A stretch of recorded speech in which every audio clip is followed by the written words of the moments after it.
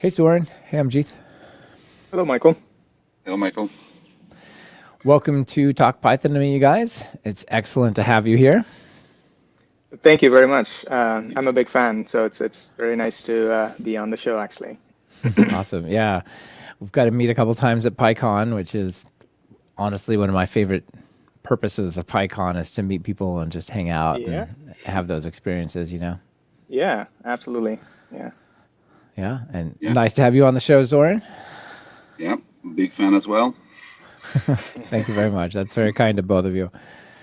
So, we're going to talk about a pretty awesome tech company, I think. Netflix, you both work at Netflix, and people who are watching the video, you're coming to us from the Netflix headquarters, which I've got the chance to be there for like some Python stuff going on there before as well. And got cool posters and like sort of movie studio feel. So that's the backdrop you both have going on, which is excellent. Yeah, yeah. Yeah, It's pretty nice to work at Netflix. It's a very good company. I'm very happy. Well, a lot of Python we're going to learn. Yes, yeah. We do use a lot of Python. Yeah. Excellent. So we're going to talk about Python at Netflix, a wide-ranging sort of survey of a lot of projects you all have created, how you're using it, some other ones that you both of you personally created, either tied to or not tied to Netflix. But I think people are going to really enjoy this look inside what you all got going on. Before we get to that, though, let's start with your stories. Quick introduction. How do you get here working on Python? Soren, you want to go first? yeah, yeah. So I was hooked into programming ever since I saw my first computer, at the age of 13 in middle school. It was an Mm-hmm. Amstrad CPC, right? Yeah, that was the thing I wanted to do. So yeah, I started programming as a hobby at first. And fun fact, way back then, later on in high school, one of my math teachers told me, "Hey, do something real. Don't do programming. It's like a dead end. You know, you won't be able to find a job." So I was like, Did they tell you yeah, things like these drag and drop visual tools are going to replace all the programmers and all like the low code of the 80s and 90s maybe? yeah, you know, yeah. Back then, I guess it was very well. Didn't seem that obvious. Yeah. Yeah. And then, yeah, I decided to go computer science anyway because that's what I wanted to do. And then I spent a vast majority of my career in a language that is not very much known or used, I think, Eiffel. Hmm. So I spent more than a decade doing Eiffel mostly.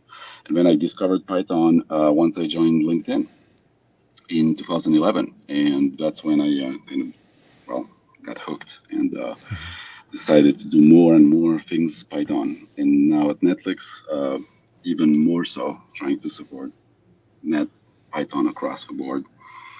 Yeah. You're kind of doing meta Python in the sense that your team does a lot of stuff to facilitate other people doing Python too, right? Exactly, yes.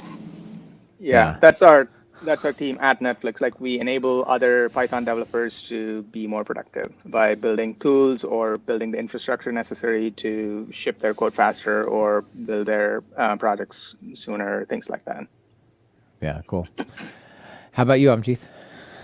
Oh, I got introduced to programming in high school. We had like 1 hour of computer lab every week. I got to learn GW Basic. That was my first language. It was fantastic. I still have fond memories of like trying to draw circles on the screen. And then I went to college. I learned C and C++. I liked those, but then after I got a job, I wanted to learn, how to be a better programmer. And somebody mentioned, oh, functional programming is the bee's knees. You should actually, if you learn how to do functional programming, your general programming will get better. And the best language to learn functional programming is Haskell. And so I took a book called Learn You a Haskell, and then I went through like the first few chapters and it was mind blowing. It was like a really fantastic language, and I got first introduced to a concept of REPL and like trying out like little snippets in the interpreter and getting answers, and it was fantastic. And I got introduced to list comprehension in Haskell, And it was just mind blowing. It's like, Hmm. without having to write like 5 lines of for loop, you could just, it's a single line thing. And I quickly realized that, you can't find actual jobs writing Haskell, or at least, not, not in a good way. So I figured out like what's a language that has list comprehension that is actually employable, that I could find Hmm. jobs in. And that's how I found Python, because I came to Python because of list comprehension. Oh, awesome. Yeah. Okay. Learn you Yeah. a Haskell for great good, a beginner's guide. Is that the book?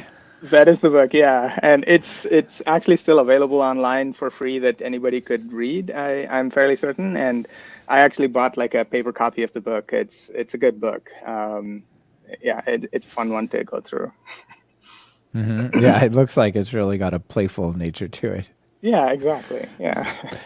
Your thoughts about list comprehensions really connects with me as well. Like, I guess my first exposure to something like that was Link, Linq, in C sharp, Mm, which is it's honestly I think it's better than Python list comprehensions. I wish Python had just a little bit more, a nice. little bit, Yeah. just one or two things more. For example, wouldn't it be nice in a list comprehension if you could specify a sort? Because I Mm, find myself often doing a list comprehension and then sorting the thing in the yeah. end afterwards. But if you could just say order by and give it an expression like you would to Yeah. lambda, pass a lambda over to a, so just there's room for more. What is it? What pep do I need to write to get sort in a list comprehension? I don't know, but I want it Yeah. anyway. Yeah, so I really think that that's a cool language feature, and it's also one of the areas that they're applying some of these speed ups in the faster C Python work that's coming. They're doing, list comprehensions for isolation purposes in Python 3 are basically hidden function calls with their own stack frame and variables that you don't actually see, right? Hmm. You don't write it, but that's kind of the execution level. And now they're inlining those to make them a little bit faster, maybe twice Nice. as fast. I don't Yeah. know. Huh. Yeah, I think the There's some. faster Python team is doing like a fantastic job. Like there was a talk that I attended at PyCon, not this year, but the previous year, where they introduced like switch case, how they were doing the case statements. It's Hmm. not the exact switch case, but coming from C and C++, I knew what switch cases are, and when I saw what is possible with the pattern matching, like structural pattern matching in Python, it's like take switch case and then like turn it up to 11, and that's what this is. And you're right. I mean, there is always more that can be done, but I think it's going in a great direction. I think it's fantastic. Yeah, let's talk about that. I mean, we're going to dive into the details Yeah, yeah. of Netflix and stuff, but just this whole Python 3.11, 3.12, these are really big performance improvements coming along. Are Yeah. you able yet to take advantage of those at Netflix, and is that making a big difference? Like, are you guys still running 3.8, or are you more closer to the cutting edge in terms of releases? So I think one of the advantages here at Netflix is that every team has the freedom to choose the tools that they need to use, and it's great and also kind of painful for central teams, because now there is like a bifurcation of all kinds of different versions out there. But where I'm going with this is that every team is allowed to choose what they need to use in order to get their job done. And so my previous team, we were at the cutting edge. Like we used 3.11, or we still use 3.11 in the projects that we built and the services that we use. And it is a nice boost. Like we could certainly see. So, for instance, there is like a periodic job that runs, and it's like a sort of a cron job that runs every 5 minutes or so. And we had put in like so much optimization so that it will actually finish within the 5 minutes, because we were doing a lot of data crunching and so forth, and just so we don't like stack up the cron tasks. But when we switched from I think from like we did jump from 3.9 to 3.11 directly. We did not like go to 3.10. But then when we jumped, it felt like things that were taking like 4 minutes were now finishing in like 2 minutes. And it Wow. was Okay. it was like a huge improvement, like, that you could see, and like it felt very rewarding to see that. So yeah, absolutely. So every team gets to choose what they want to use, and our job as a central Python team that Zoran and I are currently part of is to try and enable people to use whatever is the latest that is available. So whatever internal tools that we have to make sure that it actually gets exercised in the latest Python version that got released, and make sure that everything is building and deploying as they are supposed to do, and so on. Mm-hmm. Okay, excellent. That's pretty cool. That story of speeding up your cron jobs. That's a non-trivial, and it's probably wasn't a lot of work to move from 3.9 to 3.11. I know my upgrade path was, rebuild some virtual environments on the server, and now we're good to go. Exactly. Yep. Yeah. Yeah. So, anything you want to add about that 3.11 faster CPython side? Oh yeah. So yeah, absolutely, it's so faster, so much faster. Yeah, the main issue when upgrading is the lack of wheels if you're like stuck on older libraries. But we do have a few numbers. Like the most used right now is Python 3.10 across the board, right? It will depend on the team, right? Everybody is upgrading at their own pace, and 3.11 is starting to grow a bit. But yeah, most used right now is 3.10 statically. If you look at honestly, that sounds really quite good for a company the size of Netflix and how much Python you're doing. Like that's pretty close to pushing the envelope. Yeah. There are still some teams that are sort of stuck on 3.8 or 3.7, I want to say. Simply because they provide a platform that allows data scientists to write their code, and they have this pre-built image with all of the necessary libraries pre-installed in there. And so they have like a pretty tight control over which libraries will get upgraded on what cadence and so on. And so for them, I think they're still running on 3.7, and I'm sure when they switch to 3.10 or 3.11, it's going to be a screaming fast improvement. So looking forward to that migration to happen. Yeah, excellent. Yeah, this number I cited is very static, right? It's a number of like preferred Pythons across repos. But yeah, dynamically, right? Like you may have lots of instances who still run on 3.7, and they will massively move to so that team is moving from 3.7 to 3.10, for example. Right. Yeah. Yeah. Okay. Upgrade paths. Yeah, very cool.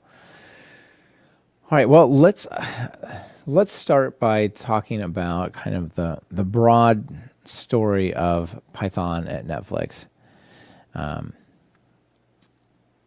Maybe we could start with what you all do day to day in terms of like what's your role? How do you, because you kind of support other people's Python, as I hinted before. So maybe we could get a sense of what you all do day to day, and then we'll. G3 wrote a nice blog article that's a big, broad view or survey of how Python's being used in all these different places. So maybe start with what you all do day to day on your team, and then we'll go into that. Yeah, sure thing. I've been with Netflix for about 6 years now, and previously I was in a different team, and we were doing failovers, which was a way of running, if Netflix ever goes down in one of the AWS regions, we are the team that gets paged in, and we go and move all the traffic from that region to other two regions that we run in. So that's what I was doing up until like February of this year.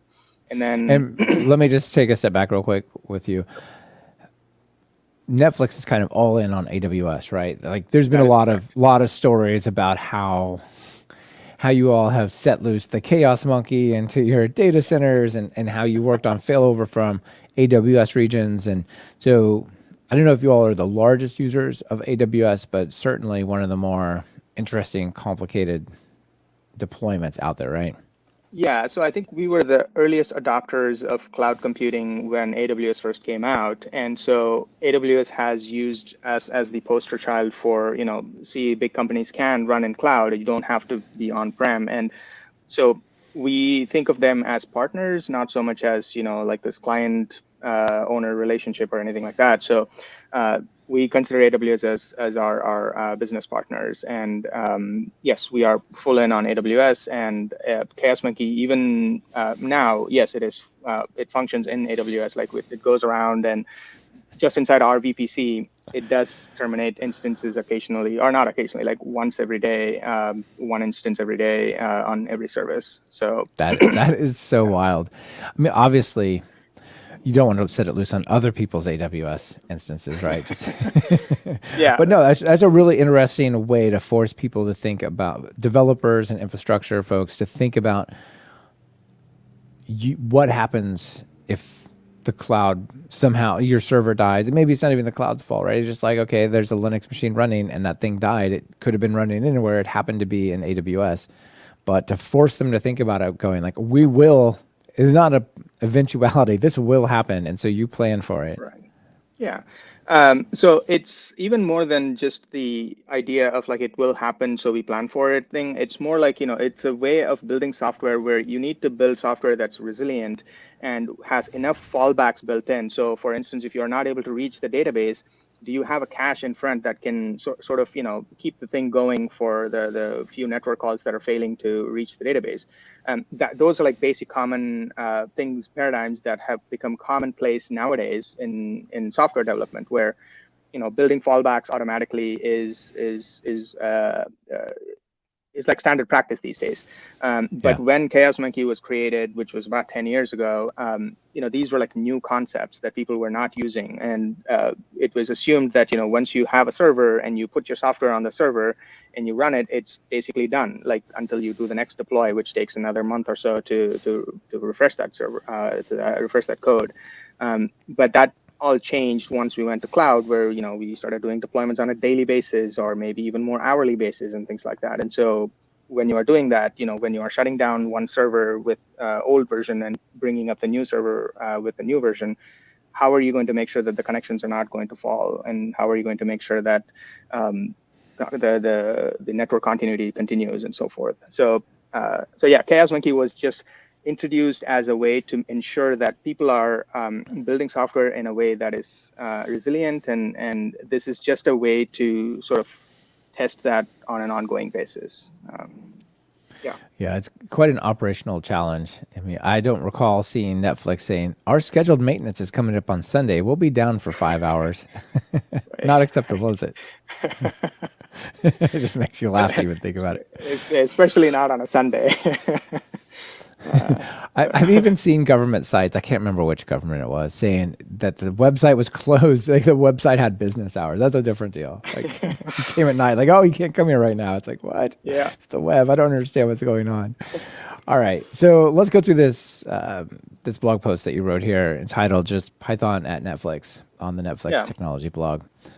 Yeah. So you wrote this in preparation of PyCon. This is PyCon 2023?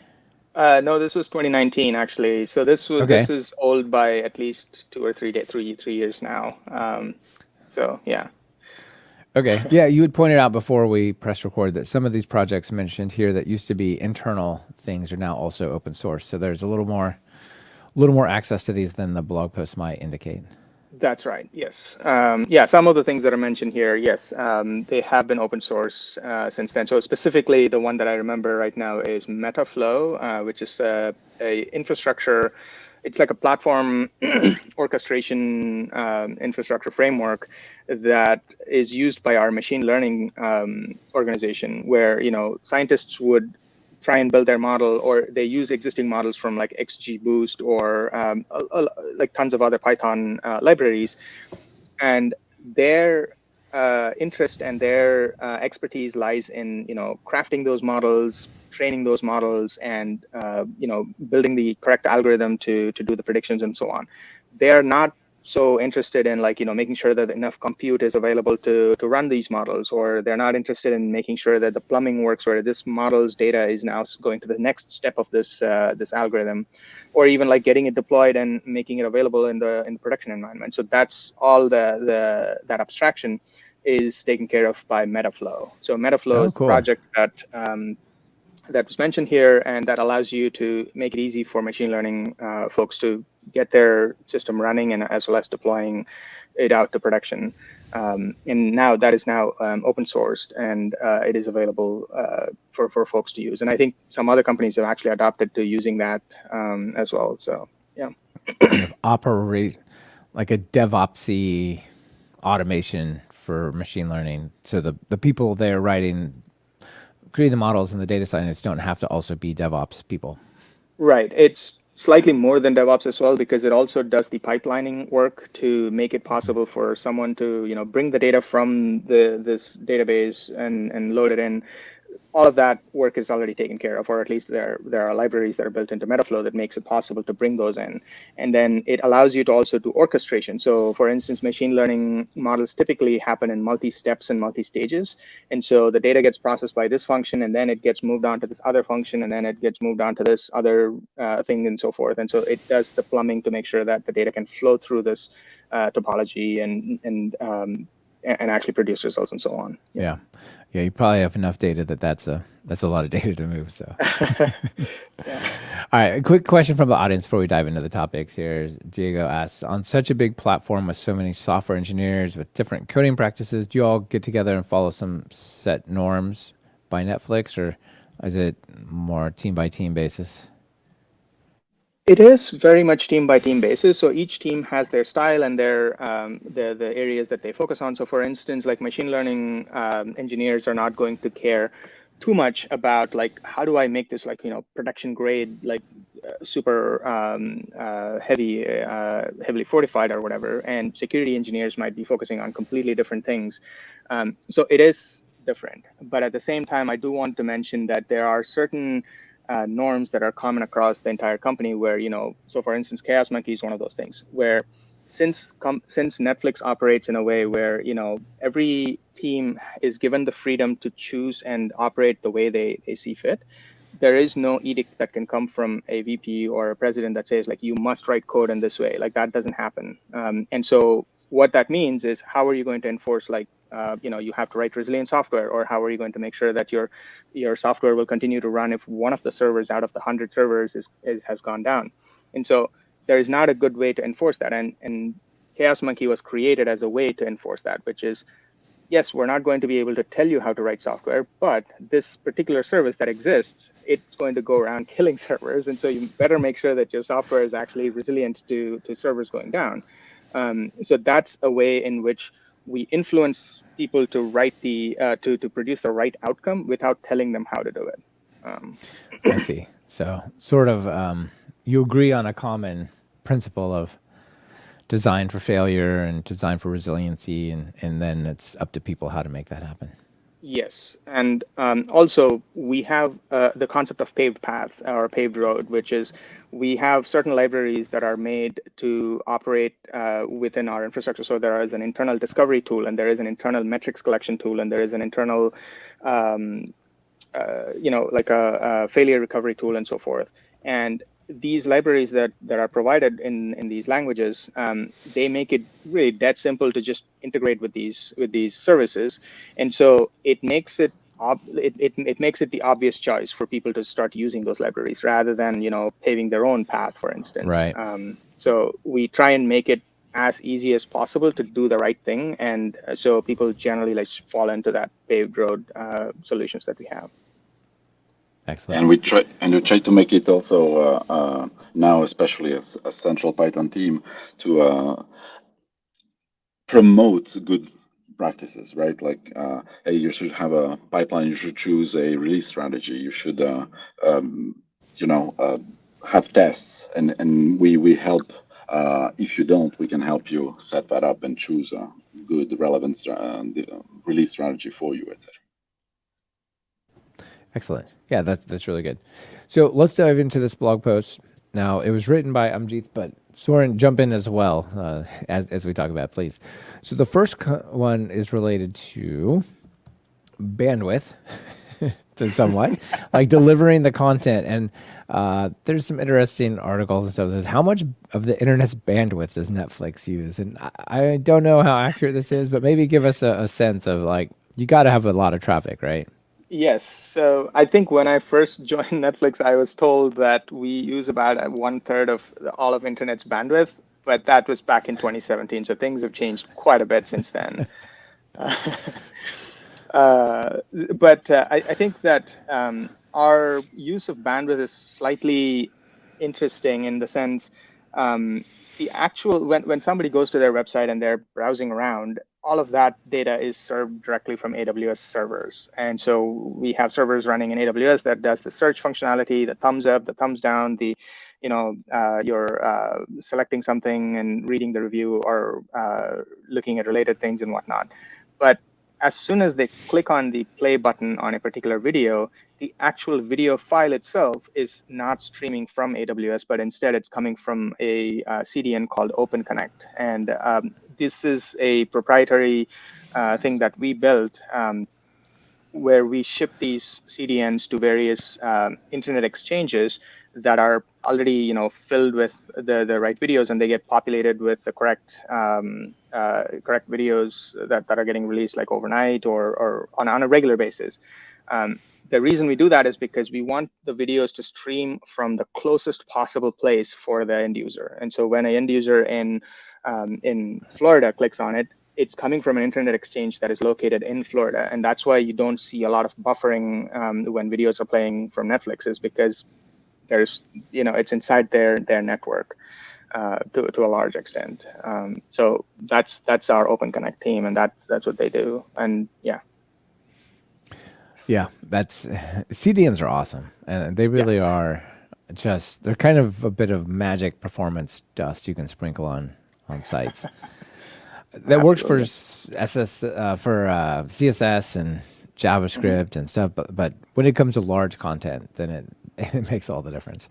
Yeah. So in the blog post you write, let's see, about.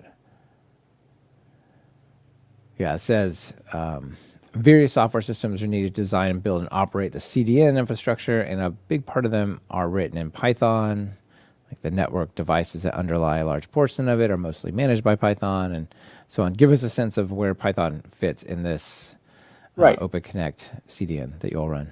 Sure. Yeah. So the CDNs themselves run like high performance code to stream the video. That obviously that software is not written in Python. But all the software that orchestrates and makes sure that these CDNs are remaining healthy, getting metrics out of them, as well as managing them and forecasting like what sort of videos are going to be going into these CDNs and so forth. Those are all orchestrated using Python applications. So these are all internal tools. There's like an OC tools team. OC stands for the OpenConnect, which is the name of the CDN, and OC tools team is the one that builds that, and they use quite a lot of Python for not just tracking our CDNs, but also for projecting, which videos and what shapes they should be going into. So for instance, like to give you a quick example, like if we are launching, let's say like Stranger Things, like the newest season, we know for a fact that these videos are going to be, they're either going to be streamed like 90% of the time from television, like a 4K definition television, or people are going to be watching on their iPhone. So all these videos get encoded in different formats, like for different resolutions. And how much do we put into these CDNs, and how do we get them prepared? Do we need like multiple copies so that multiple streams can be read without having to have contention and so on? So things like those kinds of projections, those are all done using Python applications. Yeah. Yeah, you probably can't put every version of every video at every location all the time, right? I don't know how much that is, but that's a large amount of video content, large amount of files. So you probably got to predict, right? Like these we can fall back to, letting them stream from some higher upstream thing, but then it'll get cached after it gets viewed a little bit. But these were preloading, right? Yeah. Actually, Zoran used to work in the team that did all the encoding in different shapes and sizes, and they used quite a bit of Python as well, and he'd be able to tell you more about that stuff. Yeah, did you just have like a huge office, like a whole building full of GPUs and just going the whole time? Like, encoding's a lot of work. Yeah, tell us about this.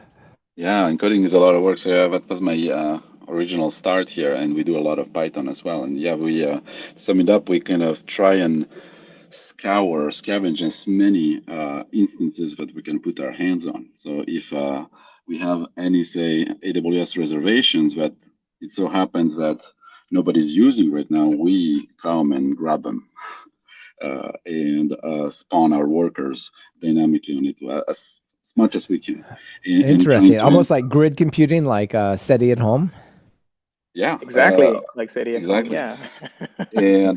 And if we do have something like that is high priority, well, there's not enough like kind of workers laying around, then we can go and get some on the spot, market, or well, grab more reservations if need be.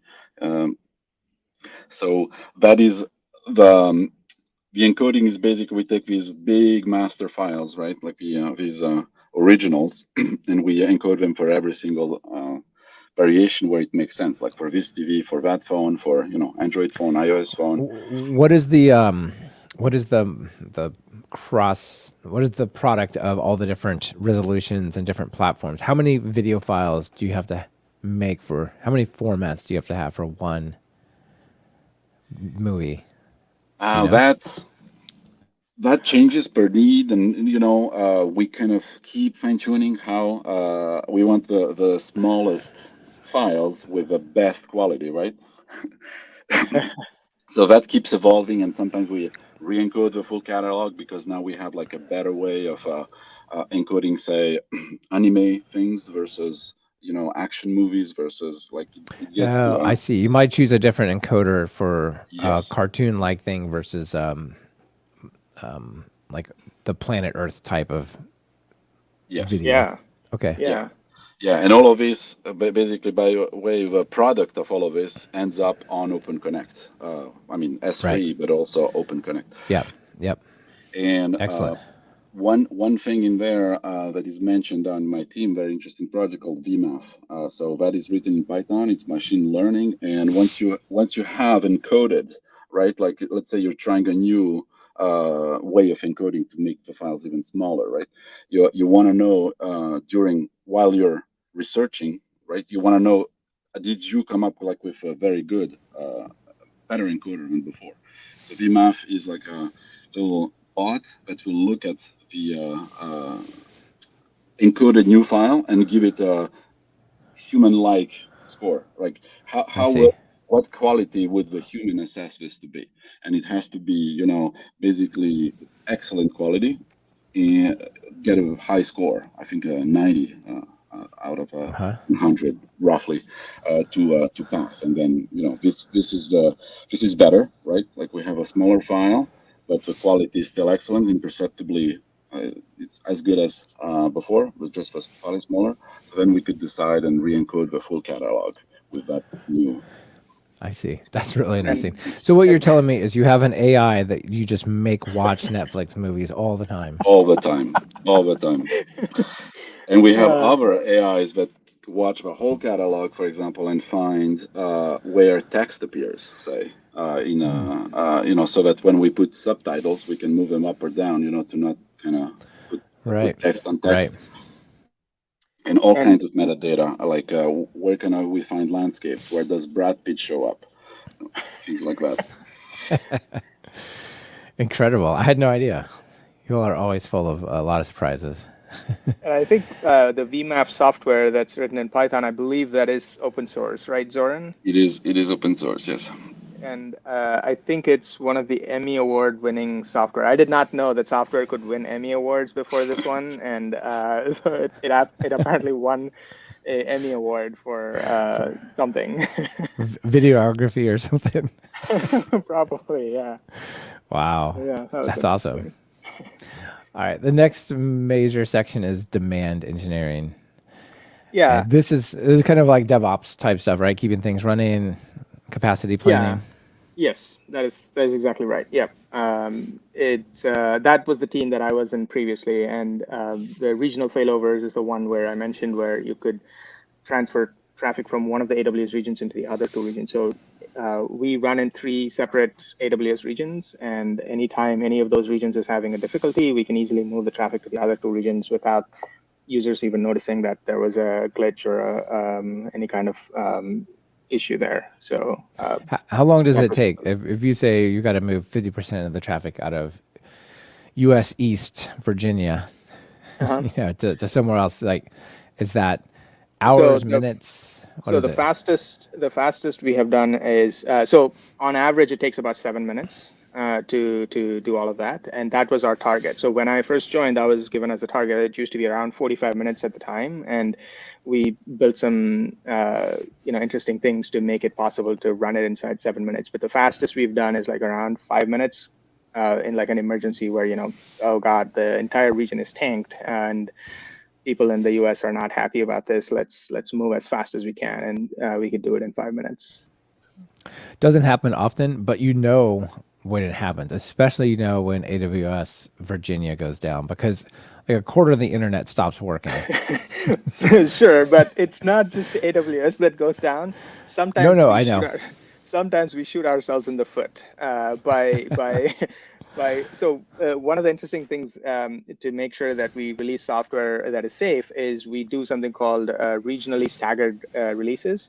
And so when a new software or when a new version gets released, since it's like hundreds of microservices that are running inside of Netflix to make it all possible, every service will deploy. And when they start to deploy, they deploy it into a single region, wait about like 5 to 10 minutes to make sure that nothing bad has happened, and then they proceed to the next one, and then the next one. And so when they release it to the first region, they can either if they find out that it's bad, they can either quickly roll it back, or we could just evacuate out of that region, because we can do that in like under 7 minutes. And so if the rollback takes longer than 7 minutes, then a call will be made by the core team, which will say, let's evacuate out. We haven't figured out what the problem is. So, and then, we evacuate, and then we'll debug, oh, which service did a release, and what do we need to roll back, and so on. Because there are like hundreds of services that are simultaneously releasing at the same time. So it's like quickly trying to identify which service that we need to roll back can sometimes be tricky. So we have used failovers for that as well. So it's not just AWS's fault. Yeah, sure. And I don't mean to pick on AWS, because all these data centers go down. The difference is when AWS goes down, it's like the internet goes down. It's like the observability of it is so high because so much runs on there. It's like that and Cloudflare. When they go down too, you're like, oh, I see everything's broken. Okay. When sites go down in production, even for places way smaller than Netflix, it's really stressful. And you might make it worse by trying to fix it. So the ability to just go, let's buy ourselves some time to figure this out and just get everyone out, and then we're going to look at it, and then we can bring them back. That's pretty cool. You did write an article called How Netflix Does Failovers in 7 Minutes Flat, which I'll put in the show notes so people can read more about that if they want. Thanks. So this demand engineering side, you talk about, obviously, tools are primarily built in Python there. You got some NumPy and SciPy, and even the BPython shell. Tell us about some of the Python stuff going on here. So before I joined Netflix, like when I actually first started learning Python, I loved the REPL, but I always felt like the REPL did not have autocompletion in it, and that like BPython is a alternate REPL for Python that provides you with like autocompletion and syntax highlighting and all that stuff. So I'm a huge fan of BPython.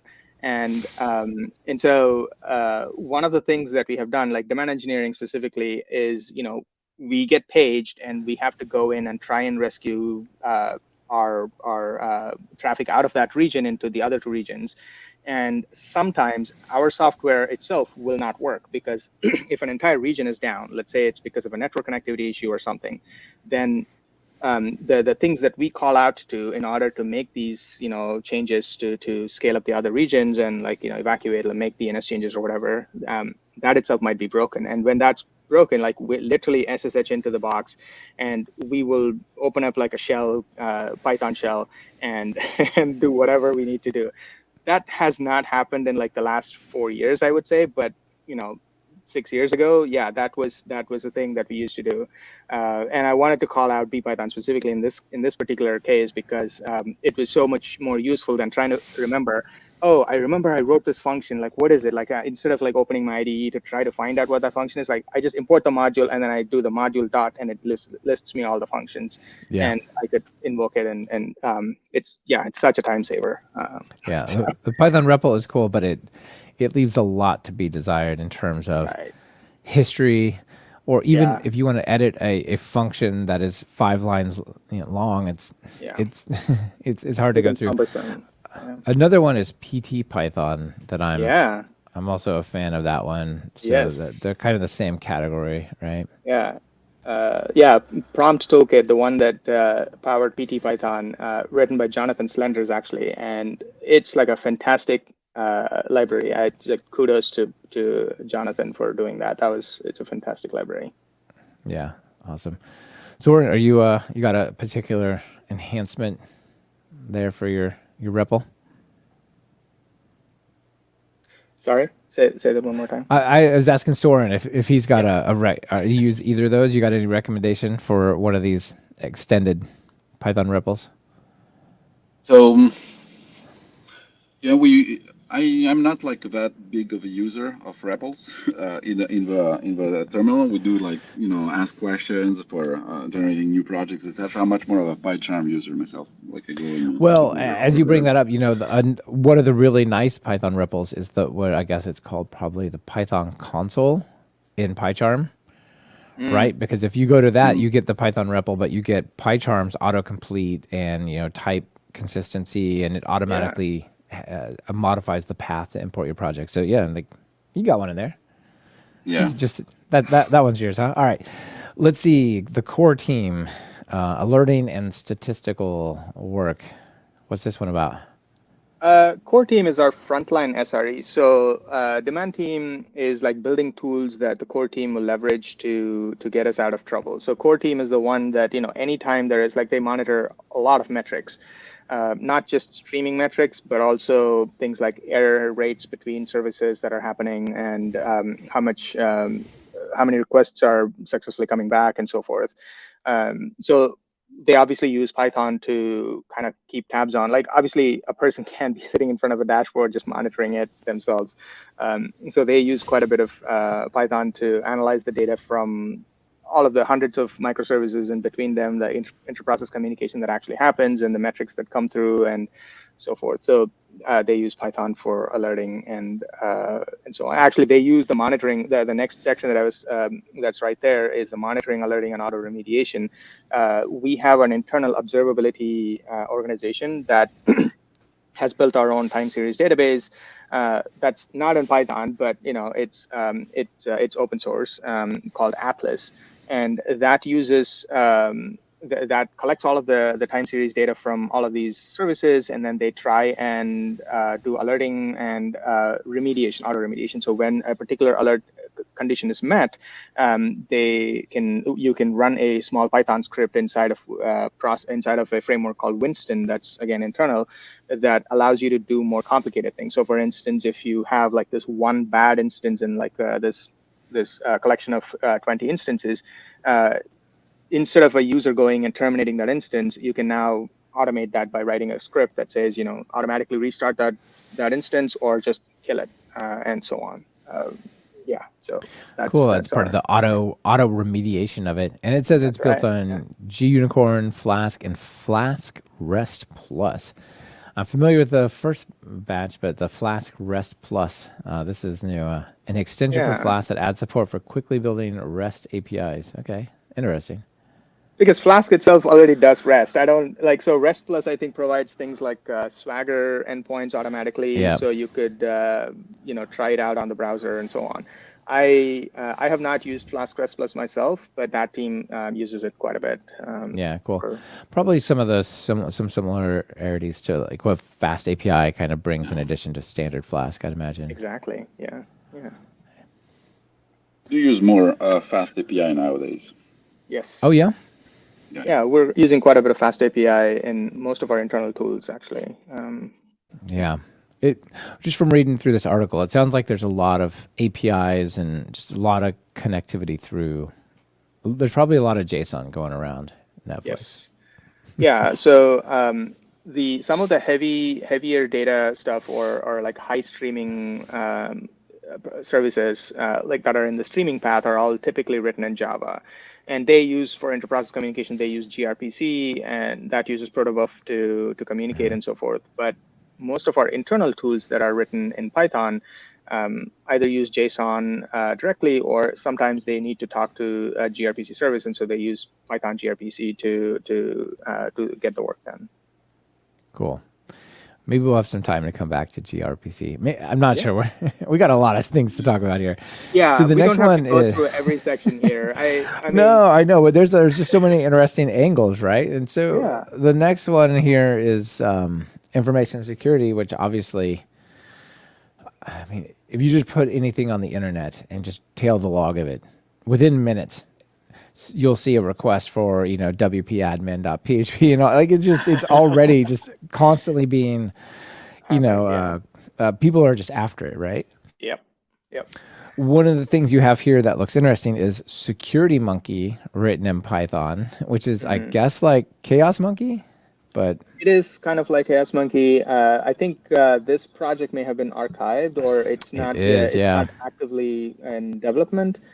It tries to scan our infrastructure for unsafe practices. That's like an umbrella term to try to add like whatever is like good practices that should Yeah. exist from the security standpoint. Yeah. Okay, so people can check it out. Maybe it's not totally active anymore, but they can take it as inspiration, right? Yeah. Like back in 2019, it was one of our most active projects, but apparently 2023 Yeah. is a different world. It is a different world. And one of the areas in which 2023 is a different world is really the AI ML side. And you all are doing a lot of stuff with personalization algorithms, recommendation engines, machine learning, and you talked about Metaflow, which is now available. Yeah. Yeah. Yeah, the personalization one, I think we've just mentioned a bunch of things that we use from the open source world here. So I think XGBoost is a library that does machine learning. So personally, I'm not in this field. So I just went and interviewed the team and asked them to give me a blurb.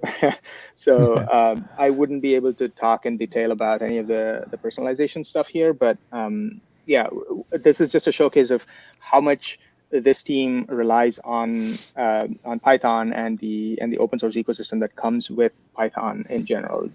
So Yeah. it's like heavy users of Panda, TensorFlow, and PyTorch, and so on. Yeah. Cool. Soren, let me ask you, is it both of you, your team supports Python developers and Python applications indirectly in that way, but is it different to support the data scientists than it is to support, say, software developers? Like, do you have to think about that differently? How so? Yes, we do have like a team that is dedicated to supporting all the data scientists, and we are like the team that supports the team who supports the data scientists. Right now, so yeah, we're definitely like now in 2023, kind of betting more on Python. But for Python was more like if it makes sense for you because of freedom and responsibility. If it makes sense to use Python in your team, you use Python. And now we're trying to provide basically like a better paved path. This is me and MG with this new team that we started. We're trying to kind of enhance this paved path better and better for all these teams. And we, it's hard to know all the specifics in every single team, but we're trying to provide them with as good practices and automation as possible.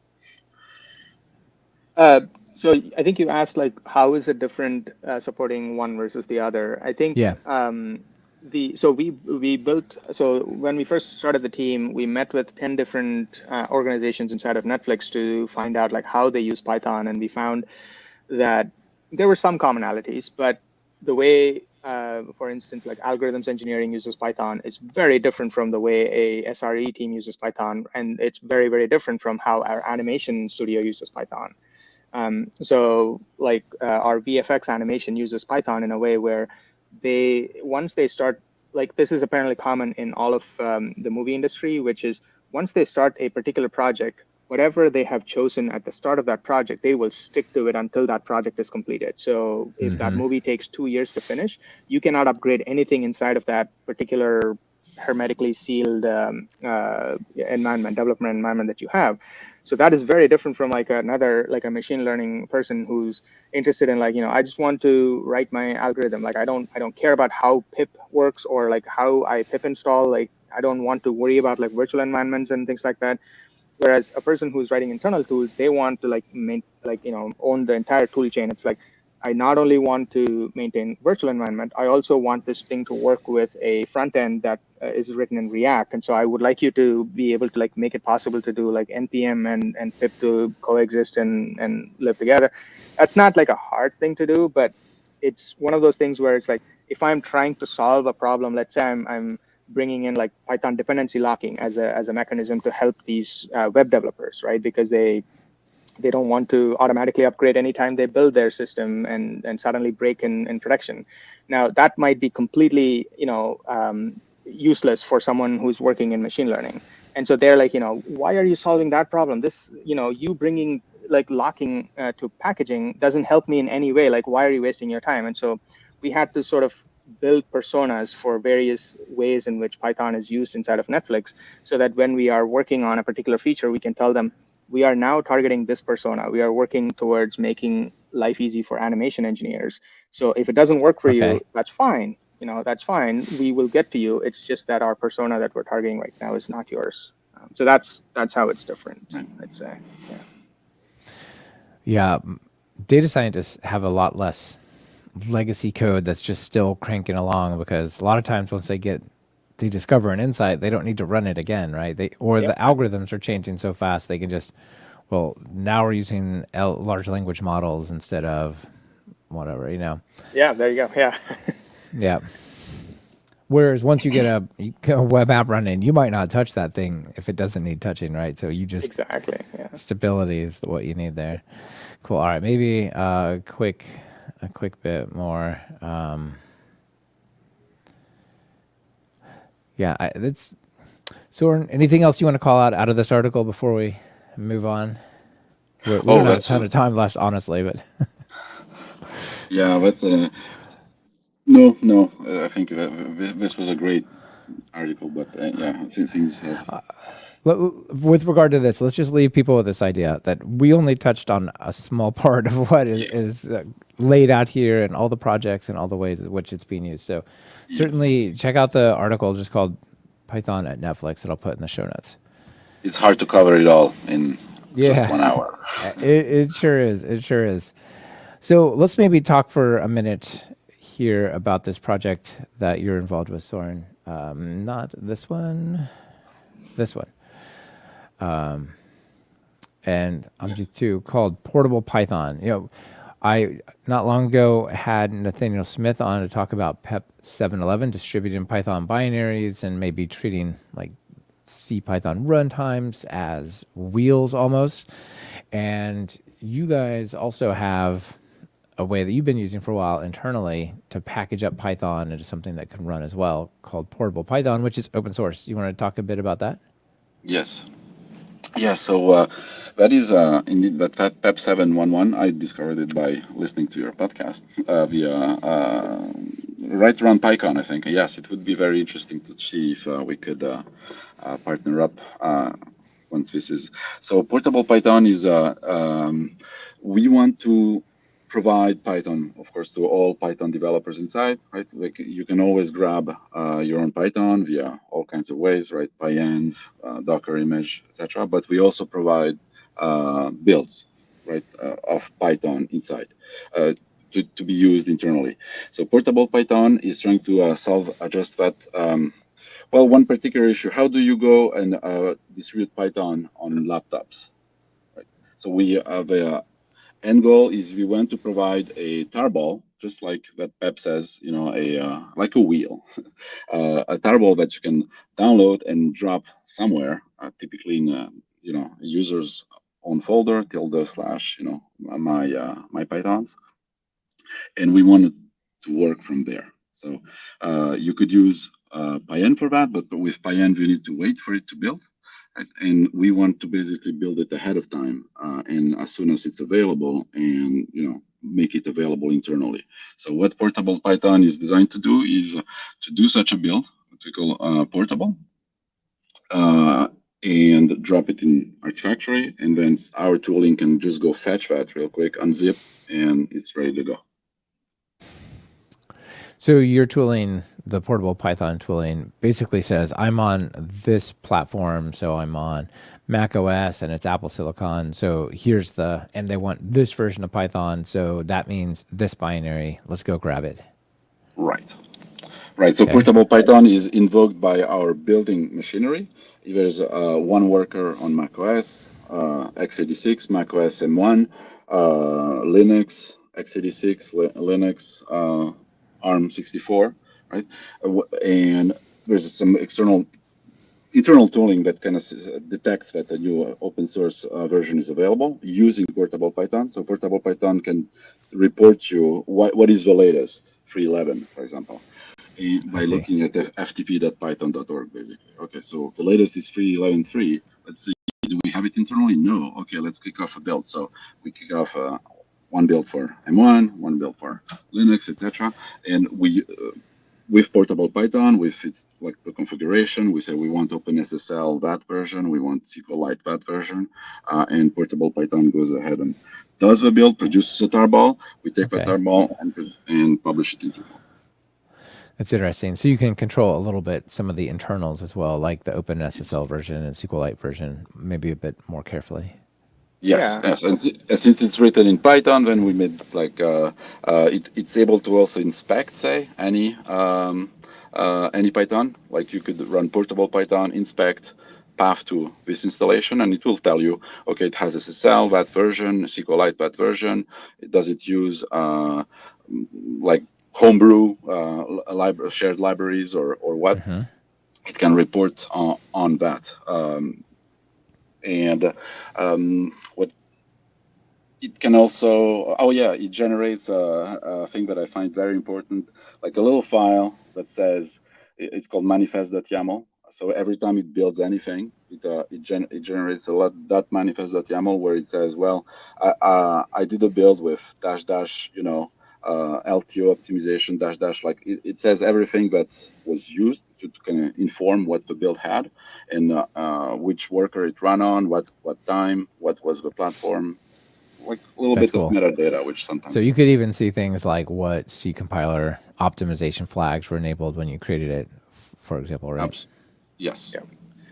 Okay. And there is one additional thing. So portable Python does not install Python on your system for you. So it is a builder. So it builds them and produces tarballs that can be used in a standalone manner. And so if you want to bring Python onto your system, you just download the tarball from our internal artifact storage and then expand it. And that we have another tool that automatically does that. And so when somebody bootstraps a brand new Python project and they say, I would like to use 3.11.3, which 3.11.4, I think that got released yesterday, then we will already have a binary ready for them that is in the Artifactory, in our internal Artifactory. And when they run their build for the very first time, it will bring the appropriate Python version that they have specified in either pyproject.toml or in their talks.ini or somewhere. And it will bring that appropriate Python, install it or expand it in a known location, and it will use that for their building their project and so forth. So it's a way to make it easy for people to not have to manage their Python on their laptop individually. And also this can build Python with a specific prefix. So on servers, on our internal servers, what we do is we install Python in a specific location. Like we always put it inside, let's say, for example, /apps/Python, for example. It will build it in a way that it makes it easy for Debians to be built. And when you install the Debian, it will put the Python in a specific location. And also it has other benefits, such as it tries to make the Python binary as small as possible, because we're trying to deploy it out to like hundreds of thousands or 100,000 servers. So we would try to reduce the amount that we need to put on that server. It does that, like I think the final product that Zoran checked yesterday, I believe it was only 50 megabytes compared to what other like PyEn and other things are producing, which was 200 megabytes. So it does it by a few tricks. Like it removes the test folder, because once you have built it, like having the test folder as part of your final artifact makes no sense. That was like 100 megabytes savings right there. So things like that. There's some optimizations that we do that is custom for our work. Yeah, that's a really interesting system. I think there's there's increasing Yeah. there's That's increasing momentum around having some kind of tool that is outside yeah. of Python for managing Python, right? So far, primarily what we've had is things like pip, pipx. Soren, you have a project called Pickly. And it's all about like, okay, you have Python.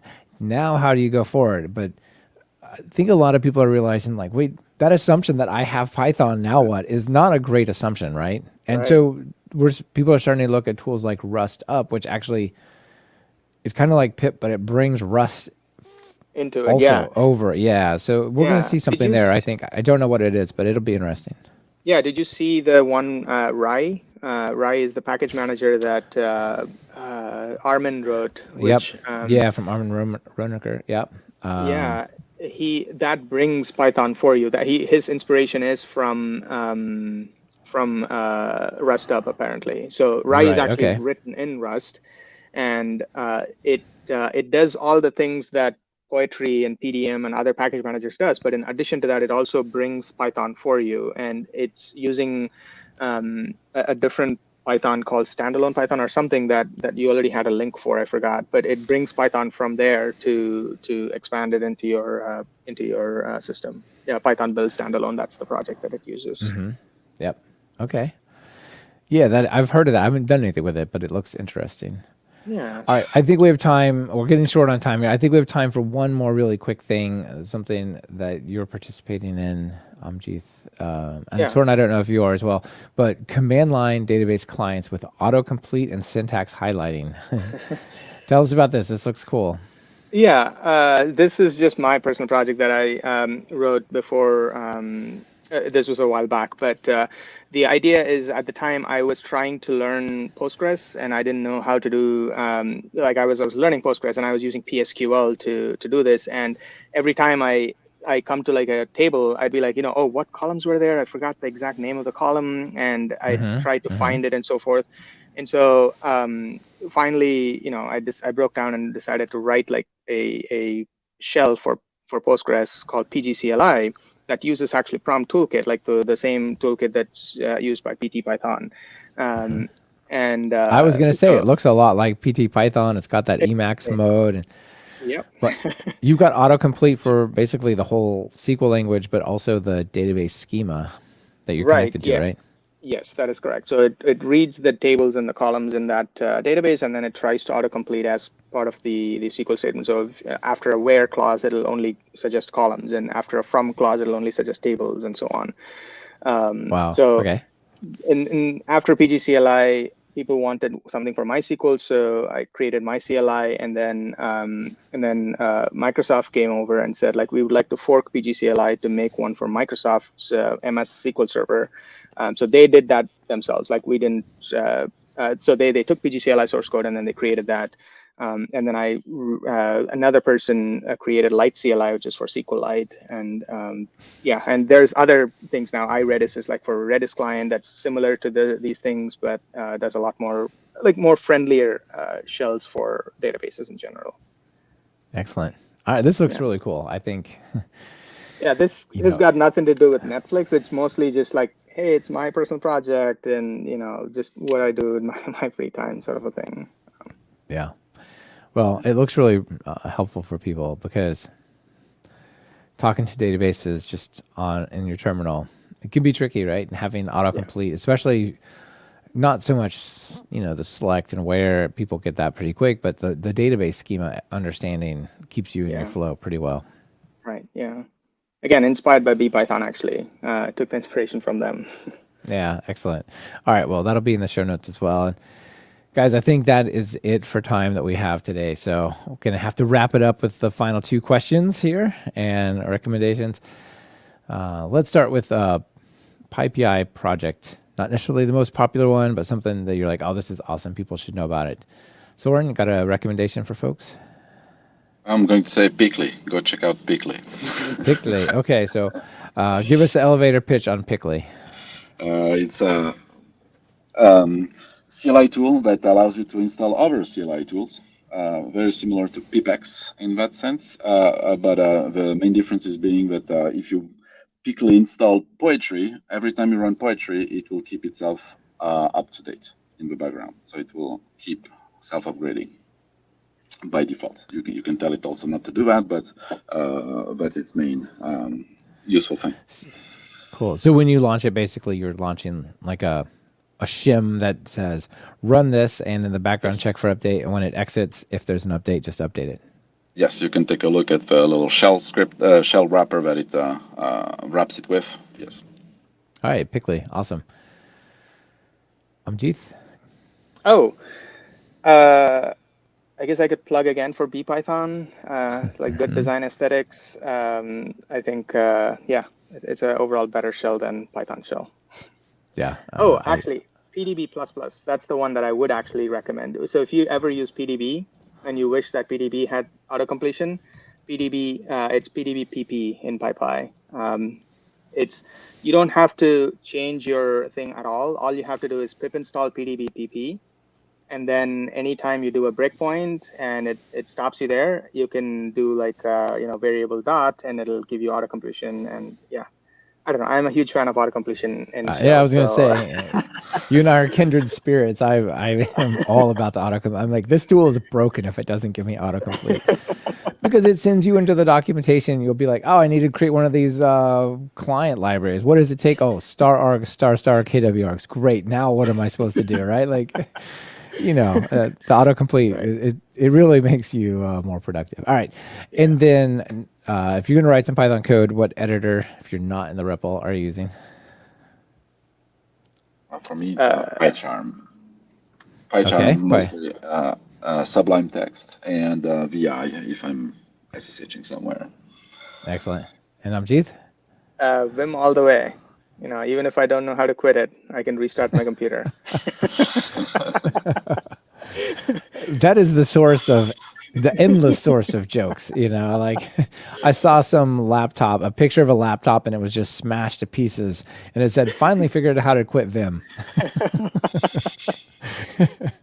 For the Excellent. longest time, actually, I had :Q as a way to quit out of PGCLI because I would, by instinct just kept hitting :Q, and yeah. Oh, that's amazing. All right, you guys. Well, it's been great to have you on the show. Thanks for being here. Thanks for giving us this look at what you're all doing up over at Netflix and in your personal projects. Yeah, thank you, Michael. I just would like to mention that we have a lot of jobs at Netflix that require Python. So if you are at all interested, please go to jobs.netflix.com and type in Python, and you should get all of the Python job openings that are available. Yeah, there's a wide variety. If you want to do infrastructure stuff, there's that. If you want to do data science, there's that, right? Like a lot of cool areas. Yes. Absolutely. All right. Have a great day, guys. Thank you.